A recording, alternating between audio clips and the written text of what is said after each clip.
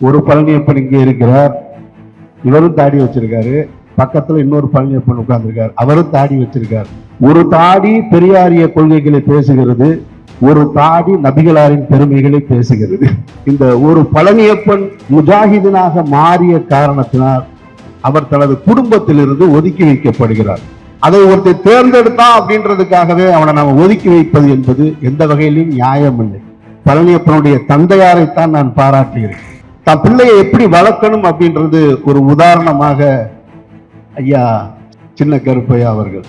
சின்ன கருப்பையான்னா ஐயா பல கருப்பையாவோட சொந்த தம்பி, உடன் பிறந்தான். நானே அமீர் ஒரு இந்து மதத்துக்கு போறதுனால இந்து மதம் வாழ்ந்துடாது, என்னுடைய பிள்ளைகள் இந்து மதத்துக்கு போறதுனால இந்து மதம் வாழ்ந்துடாது. மதம் என்று சொல்லக்கூடியது அது எப்பொழுது சத்தியத்தையும் உண்மையும் நேர்மையும் அதை நிலைநிறுத்த செய்கிறதோ அப்படித்தான் அந்த மதம் வாழும், அந்த மார்க்கம் வாழும்.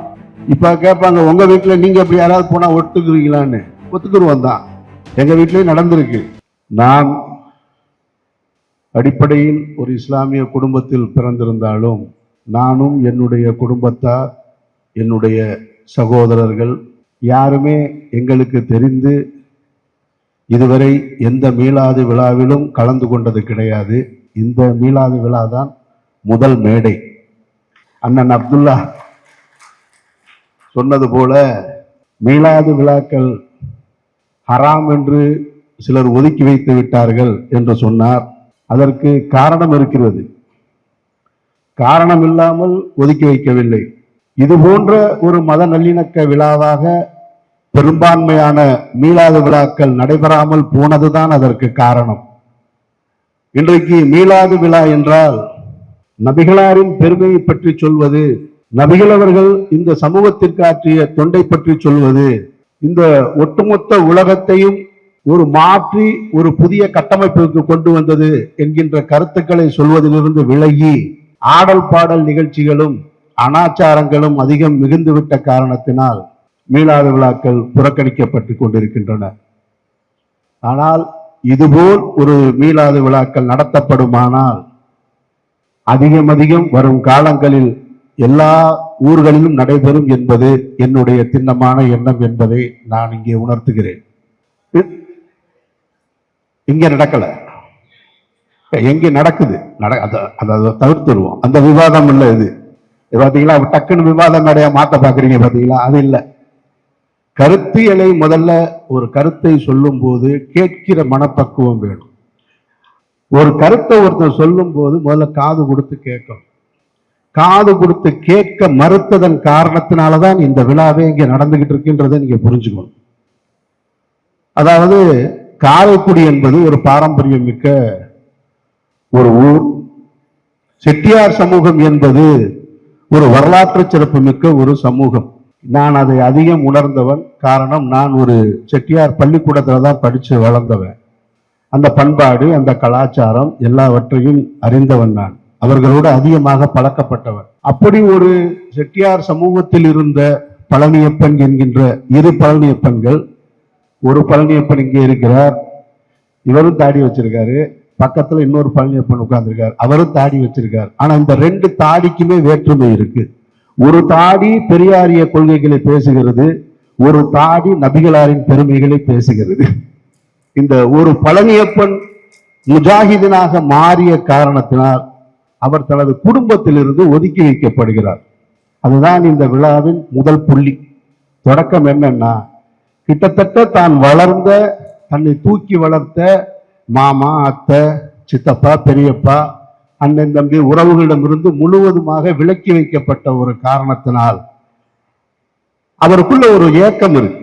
அவருக்குள்ள ஒரு மிகப்பெரிய ஒரு ஆசை இருக்கு. நம்ம பிறந்த அந்த தாய் தகப்பன் சொந்த ஊரை, சொந்த வீடை, தான் வளர்ந்து விளையாடிய அந்த வீட்டுக்குள்ள கூட போக முடியலையே அப்படின்ற ஒரு ஏக்கம் இருந்தது. அந்த ஏக்கத்தை, அதை தீர்ப்பதற்காக, அந்த குறையை தீர்க்கணும் அப்படின்ற ஒரே நோக்கத்திற்காகத்தான் கருப்பழனியப்பன் அவர்கள் இந்த விழாவை நடத்தணும்னு முடிவெடுக்கிறாங்க. அப்போ ஒரு குடும்ப விழாவாக என்ன காரணத்திற்காக உன்னை இந்த உறவினர்கள், யாரால் நீ அவர் ஒதுக்கி வைக்கப்படுறாருன்னா அவருடைய சொந்த பெரியப்பாவால் ஒதுக்கி வைக்கப்படுகிறார். அப்படி இருக்கக்கூடாது. நீ சொந்த பந்தத்தோட எல்லாரோட இருக்கணும். நீ ஏற்றிருக்கிறது ஒரு இஸ்லாமிய மார்க்கத்தை ஏற்று நீ போயிருக்கலாம். அதுக்காக நீ எங்களுடைய உறவுன்னு கிடையாது அப்படின்னு ஒதுக்கி வைக்க கூடாது. நீயும் என்னுடைய தம்பி தான், நீயும் உனக்கு எல்லா உரிமையும் இந்த வீட்டுல இருக்கு அப்படின்னு சொல்லி அந்த வீட்டுக்குள்ள வச்சு இந்த விழாவை நடத்தணும் அப்படின்றதான் அவருடைய நோக்கமாகத்தான் இதை தொடங்கியிருக்க. ஆனால் ஒரு குடும்ப விழாவாக நடத்த வேண்டிய ஒரு நிகழ்வை பல்வேறு இடைஞ்சல்களின் காரணமாக, பல்வேறு சிக்கல்களின் காரணமாக இன்றைக்கு ஒரு அரங்க விழாவாக நடத்தக்கூடிய சூழலுக்கு தள்ளப்பட்டிருக்கிறது. இப்ப இந்த இடத்துல நான் விளங்கிக்கிறது என்னன்னா, பழனியப்பனுடைய இந்த முயற்சியை தான் பார்க்கிறேன். இது எப்படி கடைசியில் வந்து அமைஞ்சிருக்குன்னு பார்த்தீங்கன்னா, தொடங்கும் போது தமிழ் தாய் வாழ்த்தோட தொடங்குது. அதற்கு பின்னால் திருமறை வசனங்கள் சொல்லப்படுகிறது. அதற்கு பின்னால் தென்னாடுடைய சிவனை போற்றி எந்நாட்டவர்க்கும் இறைவா போற்றி என்று திருவடிக்குடியில் சுவாமிகள் சொல்றாங்க. சகோதரர் பாஸ்டர் வந்து அன்பே பிரதானம், அன்பே பிரதானம், சகோதர அன்பே பிரதானம் என்று ஒரு பாடலை பாடுகிறார். இப்படி எல்லோருமாக நின்று குழுமி இருக்கக்கூடிய ஒரு மாபெரும் விழாவாக மாறி இருக்கிறது. அதற்கு முதல் காரணம், முழுமையான காரணம் பழனியப்பன் தான். பழனியப்பனுக்கு என்னுடைய நெஞ்சார்ந்த வாழ்த்துக்கள். பொதுவாக இஸ்லாமியர்கள், மார்க்க அறிஞர்கள் அவங்க எந்த இடத்துக்கு போனாலும் திருக்குரானை பரிசீலிப்பது ஒரு வழக்கம். தான் ஏற்றிருக்கின்ற இந்த சத்திய மார்க்கம் எல்லோருக்கும் போய் சேரணும் அப்படின்றக்காக திருக்குரானை பரிசீலிப்பாங்க. ஆனால் இந்த விழா மேடை அவர்களுக்கும் சேர்த்து ஒரு தமிழ் பொதுமறையான திருக்குறளை அளிக்கிறதுக்கான ஒரு மேடையாக பழனியப்பன் மாத்தி இருக்கிறத என்னால பார்க்க முடிஞ்சது. அப்ப இதுல இருந்து என்ன விளைவிக்கிறது அப்படின்னா, மனிதன் என்பவன் ஒரு ஆன்மாவிலிருந்து தான் தொடங்கி இருக்க முடியும். ஒரு ஆணிலிருந்து ஒரு பெண்ணிலிருந்து தொடங்கிய மனிதன் அவன் பல்வேறு காலகட்டங்கள்ல, அதைத்தான் திருமறை வசனம் சொன்னதாக சொன்னாங்க. நம்பிக்கையுடையவரே, நான் உங்களை ஒரு ஆணிலிருந்தும் பெண்ணிலிருந்தும் படைத்தோம், நீங்கள் புரிந்து கொள்வதற்காக உங்களை குலங்களாகவும் கோத்திரங்களாகவும் மாற்றினோம் என்பது ஒரு குர்ஆனுடைய வசனம். அப்போ ஒரு ஆணிலிருந்தும் பெண்ணிலிருந்தும் தோன்றிய இந்த மனித இனம் பல்வேறு காலகட்டங்களில், பல்வேறு சமயங்களில், பல்வேறு மதங்களை பின்பற்றி தான் வந்திருக்கு. அப்படின்னா அது தனக்கு தேவையானதை, எனக்கு எது பிடிச்சிருக்கோ, எனக்கு எது சரின்னு படுதோ, நான் எதை அதிகம் நேசிக்கிறேனோ அதன் பக்கம் போக வேண்டியது ஒரு மனிதனுக்கான உரிமையும் கடமையுமாக இருக்கு. அதை ஒருத்தர் தேர்ந்தெடுத்தான் அப்படின்றதுக்காகவே அவனை நம்ம ஒதுக்கி வைப்பது என்பது எந்த வகையிலும் நியாயம் இல்லை. தம்பி முஜாஹிதீன் அப்படி ஒதுக்கி வைக்கப்பட்டு இன்றைக்கு பொது சமூகத்தில் கலந்திருக்கிறதா தான் நான் உணர்றேன். அது மிகவும் தவறானது. இங்கே பேசிய எல்லோருமே சொன்னாங்க, இறை மறுப்பாளனார கடவுள் இருக்காரா இல்லையா அப்படின்னு ஆராய்ச்சி செய்து கொண்டிருக்கக்கூடிய கருப்பழனியப்பன் தான் இன்றைக்கு ஒரு சைவ சமயத்தை பின்பற்றக்கூடிய ஒரு திருவடிக்குழு சுவாமிகளையும் பாசர் அகத்தியன் அவர்களையும் பெரும்பான்மையான இஸ்லாமியர்களை ஒன்றிணைச்சு நீங்கெல்லாம் ஒத்துமையா இருங்கன்னு சொன்னாங்க. அதனால அவருக்கு தான் இந்த பாராட்டு போகணும்னு நான் எப்படி பார்க்கிறேன்னா, பழனியப்பனுக்கு இந்த பாராட்டை நான் கொடுக்கிறதுல எனக்கு ஒன்றும் தயக்கம் இல்லை. ஆனால் கருப்பழனியப்பன் இப்படி ஒரு நிகழ்வை நடத்துவதற்கு எல்லா காலகட்டத்திலும் கருப்பழனியப்பனுக்கு உறுதுணையாக இருந்த பழனியப்பனுடைய தந்தையாரைத்தான் நான் பாராட்டுகிறேன். அவர்தான் இதுக்கு முதல் காரணம். தன் பிள்ளையை எப்படி வளர்க்கணும் அப்படின்றது ஒரு உதாரணமாக ஐயா சின்ன கருப்பையான்னு நினைக்கிறேன். கரெக்டா? கரெக்ட். சின்ன கருப்பையா அவர்கள். சின்ன கருப்பையான்னா ஐயா பல கருப்பையாவோட சொந்த தம்பி, உடன் பிறந்தான். தன்னுடைய மகன் எடுக்கக்கூடிய எல்லா விஷயங்களுக்கும், தன்னுடைய மகன் ஒரு காதல் திருமணம் செய்யறானா, நான் பக்கத்துல நிக்கிறேன். அது சரியா தப்பா ஒரு விவாதம், சின்ன விவாதம் நடத்திட்டு ஓகே நீ எடுத்த முடிவு சரி, அதற்கு நான் உறுதுணையாக நிற்கிறேன். தன்னுடைய மகன் கல்லூரி காலகட்டத்திலிருந்து திரைப்படத்துறைக்கு போக போறானா, இது உனக்கு சரியா வருமாயா? சரியா வரும் அப்படின்னு ஒரு சின்ன கருத்து விவாதம் நடந்து முடிஞ்ச உடனே அதற்கு உறுதுணையாக நிற்கிறது. அதுபோல இன்றைக்கு தான் பிறந்து வளர்ந்த இவருக்கு என்ன நெருக்கடி இருக்குன்னு தெரியாது, ஆனா அவருக்கு நெருக்கடி அதிகமாக இருக்கும். பழனியப்பன் இந்த சமூகத்திலிருந்து வெளியில வந்து பொது சமூகத்தில் இணைஞ்சிருக்கலாம். ஆனால் அவருடைய தந்தையார் முழுவதுமாக இந்த சமூகத்தோடு தான் இன்றும் இணக்கமாக வாழ்ந்து கொண்டிருக்கக்கூடியவர். அப்ப அவருக்கு எவ்வளவு சிக்கல்கள் இருக்கும். அப்ப அவர்கிட்ட போய் நான் ஒரு விழா எடுக்க போறேன், அதுவும் நாம பிறந்து வளர்ந்த ஒரு வீட்டுலங்கும் போது நான் கூட நிக்கிறேன்னு சொல்லி நின்னாரு பாத்தீங்களா. அதனால இந்த ஒட்டுமொத்த பெருமையும் ஐயா சின்ன கருப்பை அவர்களுக்கு தான் போய் சேரும். இப்படி ஒரு பிள்ளையை பெற்றதற்கு நீங்கள் பெருமைப்படணும். அதுல இந்த விழா நடத்துவதற்கு நடைபெறுவதற்கு முன்னாடி பாத்தீங்கன்னா வாசல்ல நின்று வரவேற்கிறாங்க. இப்படி ஒரு மீளாது விழாவை நம்ம இதுவரைக்கும் பார்த்திருக்கவே மாட்டோம். வாசலில் நின்று பழனியப்பனுடைய தந்தையாரும் தாயாரும் வரவேற்கிறாங்க. அதுல நான் நின்றுட்டு இருக்கேன். நான் நிற்கும் பொழுது வேகமாக ஒரு பெண்ணை அழைக்கிறாரு. ரேவதி இங்க வாமா அப்படின்றாரு. இது இது தெரியும்ல அமீர், உனக்கு தெரியும்ல அப்படின்றாரு.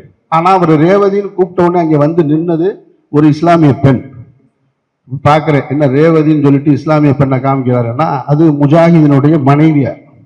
அவர் சொல்றாரு, அது இப்ப ஏதோ நஸ்ரியான்னு ரிசான்னு பேர் வச்சிருக்கு, ஆனா எனக்கு எப்பயுமே அது ரேவதி தான் அப்படின்னு. ஆனா கொஞ்சம் கூட அந்த ஒரு எந்த காழ்ப்புணர்ச்சியும் இல்லாமல் அவரால் எப்படி இப்படி இருக்க முடியுதுன்னா, இதுதான் இன்றைக்கு இந்த சமூகத்திற்கு தேவையானது. இந்த சமூகம் எப்படி வாழணும், நான் என்ன கருத்தை ஏற்றிருக்கிறேன், நான் எந்த சமயத்தை பின்பற்றுகிறேன் அப்படின்றது முக்கியம் இல்லை. எதிரே நிற்கிறவன் என்ன கருத்தை பின்பற்றுகிறான், அவன் என்ன மார்க்கத்தை பின்பற்றுகிறான், அதற்கு உண்டான அந்த பண்பையும் அதற்கு உண்டான மதிப்பளிக்கிறது இருக்கு இல்லையா, அந்த மதிப்பளிக்கிறது தான் மத நல்லிணக்கம். அந்த மத நல்லிணக்க விழாவாகத்தான் இது இருக்கின்றதை நம்ம புரிஞ்சுக்கணும். ஒரே ஒரு கருத்தை மட்டும் சொல்லிட்டு நான் முடிச்சுக்கிறேன். உங்களுக்கு எல்லாம் தெரியும், முகமது நபி அவர்கள் தான் இன்றைக்கு உலகம் முழுவதும் இஸ்லாத்தை கொண்டு போய் சேர்த்தவங்க. உலகெங்கும் வாழக்கூடிய இஸ்லாமியர்களுக்கு அவர் தான் தலைவர். அவருடைய இந்த சத்திய மார்க்கத்தை இஸ்லாத்தை அவர் எத்தி வைக்கும் பொழுது அன்றைய காலகட்டத்தில் 1500 வருடங்களுக்கு முன்னால அரபு தேசத்துல எத்தி வைக்கும் போது முதல் முறையாக ஏக இறைவன் ஒருவன் தான், வணக்கத்திற்குரியவன் இறைவன் மட்டும்தான், கல்லையும் மண்ணையும் வணங்காதீங்க, நீங்கள் வணங்கி கொண்டிருப்பதெல்லாம் கடவுள்கள் அல்ல அப்படின்னு சொல்லும் போது அவருக்கு வந்த அத்தனை எதிர்ப்புகளுக்கு நடுவுல அவரை கொள்வதற்கு கூட பல முயற்சிகள் நடந்திருந்தது. அத்தனை எதிர்ப்புகளுக்கும் நடுவுலையும் அவருக்கு உறுதுணையாக இருந்தவர் அவருடைய சிறிய தகப்பனார் அவர்கள் தான். ஏன்னா அவருடைய தந்தையார் இறந்துடுறாங்க, தாயாரும் இறந்துடுறாங்க. சிறு வயதிலிருந்து அவரை வளர்த்தவர் அவருடைய சிறிய தகப்பனார். அவர் கடைசி வரை ஒரு இஸ்லாமியராக வாழவே இல்லை, இஸ்லாத்தை ஏற்றுக்கொள்ளவே இல்லை. இதுதான் மறுக்க முடியாத உண்மை. முகமது நபி அவர்கள் ஒரு மாபெரும் அரசராக, ஒரு பெரிய மதத்தின் நிறுவனராக, ஒரு மார்க்கத்தின் நிறுவனராக மாறியதற்கு பின்னால் அவரிடம் ஒரு பணியால் வேலை செய்கிறாரு. அவரும் இஸ்லாத்தை ஏற்றுக்கொள்ளாதவர் தான். இங்கே பெரும்பான்மையா சொல்லப்படுகிற கருத்து என்னன்னா, இஸ்லாம் என்பது வாளால் பரப்பப்படுகிற மார்க்கம் அப்படின்னு. வாளால் பரப்பப்பட்டிருந்தால் தன்னிடம் வேலை செய்கின்ற பணியாளை அவர் கட்டாயப்படுத்தி ஒரு இஸ்லாமியனாக மாற்றி இருக்கலாம். ஆனால் அது அவருடைய நோக்கம் அல்ல, அவர் அப்படி செய்யவும் இல்லை. நீ என்ன கருத்தில் இருக்கிறாயோ, நீ என்ன கொள்கையை பின்பற்றி இருக்கிறாயோ, அது உன்னுடைய மார்க்கம் உனக்கு, என்னுடைய மார்க்கம் எனக்கு என்று சொல்லித்தான் அவர் வாழ்ந்திருக்கார். இப்படித்தான் இந்த சமூகம் இருந்திருக்கிறது என்பது மறுக்க முடியாத உண்மை. இந்த நிகழ்ச்சியை பார்க்கும் போதெல்லாம், நாளைக்கு இந்த நிகழ்ச்சி பொதுவெளிக்கு வரும் பொழுது, பல லட்சம் பேர் பார்வையாளராக வரும் பொழுது எல்லாரும் என்ன சொல்லுவாங்கன்னா, எப்பா இஸ்லாத்துக்கு ஒருத்தரை கூட்டிட்டு வந்து மதம் மாத்திருக்காங்க, எப்பா இவங்க பூரா சேர்ந்து மதம் மாத்தி கொண்டு வந்து நிறுத்திட்டு இதை இவங்களே கொண்டாடிக்கிறாங்கயா அப்படின்னு. இந்த பழனியப்ப முஜாஹிதுனா மாறி இஸ்லாத்துக்கு வந்ததுனால இஸ்லாம் வாழ போறது கிடையாது. எங்க இருந்தோ ஒரு பழனியப்பனை கூட்டிட்டு வந்து இவர் தான் இஸ்லாத்தை வளர்க்கணும் அப்படின்ற அவசியம் இல்லை. அல்லது நாளைக்கு நானே அமீர் ஒரு இந்து மதத்துக்கு போறதுனால இந்து மதம் வாழ்ந்துராது, என்னுடைய பிள்ளைகள் இந்து மதத்துக்கு போறதுனால இந்து மதம் வாழ்ந்துராது.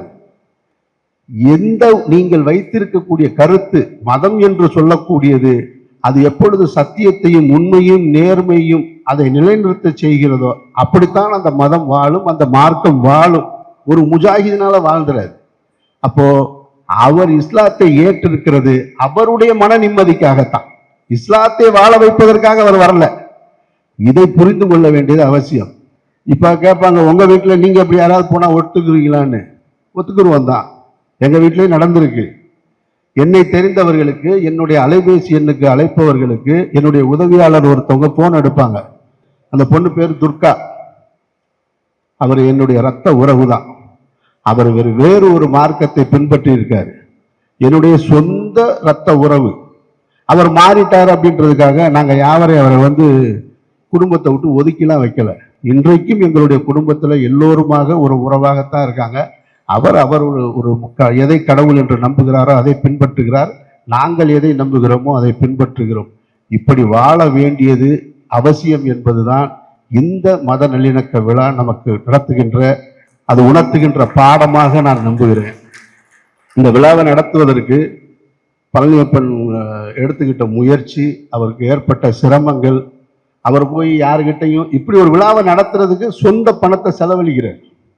அவர் போய் செல்வந்தர்கள்ட்ட போய் நிதி உதவி பெறல, யார்கிட்டையும் போய் டொனேஷன் கேட்கல, சொந்த காசு செலவு பண்ணி நேற்று இரவு வரைக்கும் தன்னுடைய குடும்ப வீட்டில் நடத்தணும்னு நினைச்ச இந்த விழா அங்கே நடைபெற முடியாமல் போகும் சூழல் வரும் பொழுது உடனடியாக இந்த மண்டபத்தை, இந்த அரங்கத்தை புக் செய்து இங்கே கொண்டு அந்த விழாவை நடத்துறார். இது எல்லாவற்றிற்கும் அவர் தான் செலவும் பண்றாரு. அப்போ அதுல நோக்கம் என்னன்னா, தன்னுடைய தம்பி, நான் சின்ன பிள்ளை இருக்கும்போது எனக்கு ஒன்று நடந்துச்சு. நான் ஒரு காதல் திருமணம் செஞ்சேன், என்னை ஒதுக்கி வச்சாங்க. அப்ப எனக்கு செய்யறதுக்கு ஒரு அண்ணன் இல்லை, அவன் இருந்திருந்தா எனக்கு இதை செஞ்சிருப்பான். அது மாதிரி நீ ஒரு மார்க்கத்தை பின்பற்றின, உன்னை ஒதுக்கி வைக்கிறாங்க, உனக்கு செய்யறதுக்கு அண்ணன் நான் இருக்கேன்டான்னு பக்கத்துல நின்று செஞ்சு வச்சிரு. அதுதான் இதனுடைய நோக்கம். அந்த எண்ணம் வரும். நான் அப்படித்தான் திரைத்துறையில இயக்குனராக இருந்து திடீர்னு இயக்குனர் சங்கம், பெப்சி யூனியனுக்கெல்லாம் போனதுக்கு காரணம் என்ன தெரியுங்களா? இந்த காந்தியை கீழே தள்ளி விட்ட உடனே அதுக்கப்புறம் தானே போராட்டத்துக்கு வந்தாரு. பல பேர் அப்படித்தான் வர்றாங்க. நானும் அப்படி வந்தவன் தான். நான் என்னுடைய பருத்திவீரன் திரைப்படத்தை பிரச்சனை ஆகும்போது சங்கத்துல போய் நிற்கும் போது எவனுமே எனக்கு உதவி செய்யல, தனியால போராடிக்கிட்டே இருந்தேன். அப்புறம் தான் பார்த்தேன், நம்ம போராடுறோம், நமக்கு யாருமே உதவி செய்யல. இது போல பல பேர் இங்க சிக்கல்கள் இருப்பாங்களே, அவைகளுக்கு போய் நம்ம உதவி செய்வோம் தான் நான் சங்கங்களுக்கு போனேன். அப்படித்தான் தனக்கு கிடைக்க அந்த நீதி கிடைக்கல, உனக்கு அந்த நீதியை பெற்று தருவேன்னு சொல்லி கருப்பழனியப்பன் இந்த விழாவை நடத்துறதை நான் பார்க்கிறேன். இந்த விழாவை நடத்துறதுல இந்த சிக்கல்கள் எல்லாம் அவர் சொல்லுவாரு. எதுவாக இருந்தாலும் இன்றைக்கு நடைபெற்று இருக்கக்கூடிய இந்த மீளாது விழா என்ற பெயர் இருக்க மத நல்லிணக்க விழா எப்படி சமூக நீதிக்கும் சுயமரியாதைக்கும் பகுத்தறிவுக்கும் இந்தியாவிலேயே தமிழ்நாடு முன்மாதிரியாக இருக்கிறதோ, அதுபோல் இந்த மீளாது விழா இதுவரை நடைபெற்ற எல்லா மீளாது விழாக்களுக்கும் முன்மாதிரியாக இருக்கும், இனி வரும் காலங்களிலும் முன்மாதிரியாக இருக்கும் என்று கூறி விடைபெறுகிறேன். நன்றி.